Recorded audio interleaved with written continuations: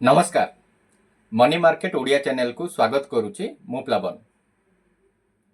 आज चलतु देखा निफ्टी 50 रो चार्ट एनालिसिस आउ 16 जून 2025 प्रोबेबल कंडीशंस। एबे हमें चलतु ऑब्जर्व करवा निफ्टी 50 रो मंथली चार्ट, वीकली चार्ट आउ डेली चार्ट। आमे जेमते देखि पारछन्ते एबे हमरो निफ्टी 50 रो मंथली रेंज वर्तमान अछि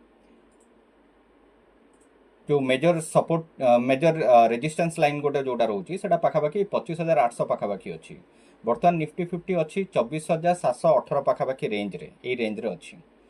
तो जदि आम वीकली रेंज को देखा वीकली रेंजटा देखु सी जून मासर जो रेंज क्रिएट कला से रेंज क्रिएट कला 24,530 पाखापाखि नहीं कि 25,200 भितर। तापर आमे देखिबा वर्तमान वीकली चार्ट को जदि आमे जिबा एथरे देखंतु एथरे गोटे पूरा कंप्लीटली बियरिश कैंडल से फॉर्म करिछि। कंप्लीटली एटा गोटे बियरिश एनगल्फिंग पैटर्न को भी जाउछि देखन मार्क करंतु। ठीक अछि।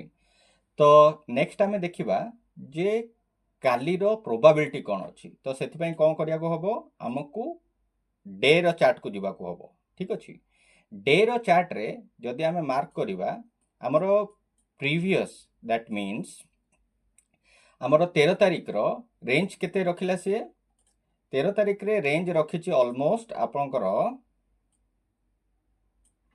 24,400 रु 24,718 पाखापाखि रहिला। तो हमको लगुच काली जदि सी गैप अप ओपन करुच्ची ताहले हुए तो may be slight bullish momentum देखाई पारे। जदि पाइवट रे ओपन होउची ताहले बर्तमान मार्केट कंडीशन देखिया को गले ड्यू टू वॉर बहुत चांसेस अछि बियरिश पैटर्न क्रिएट करिवार। किंतु हमरो मंथली चार्ट को जदि हमें देखिबा मंथली चार्ट रे तार प्रोबेबिलिटी अछि सी बुलिश पैटर्न क्रिएट करिवो। तो देखा जाऊ कौन होउची कालीर चार्ट।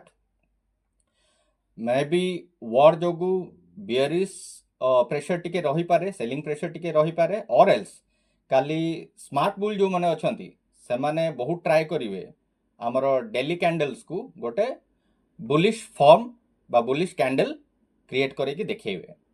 तो कालीर आमे रेंज पाखापाखि रखिथिबा 24,467 रु 24,748 भितर फॉर्म करि पारे। जदि गैप अप खोलिला ताले 25,200 पर्यंत जाई पारे। तो नेक्स्ट काली देखिबा प्रोबेबल कंडीशंस कोन रहउची। हमर प्रयास आपण मानकु केमिति लागुची आपण कमेंट बॉक्स रे निश्चय जणैबे। लाइक करने को भूलिबेनी, सब्सक्राइब करंतु आम चैनल को सो दैट आगो को जहाँ भी इनफॉर्मेटिव वीडियोस आसीबो से ताहा आपण पाई परिबे। आउ मैक्सिमम रु मैक्सिमम शेयर करंतु। Thank you.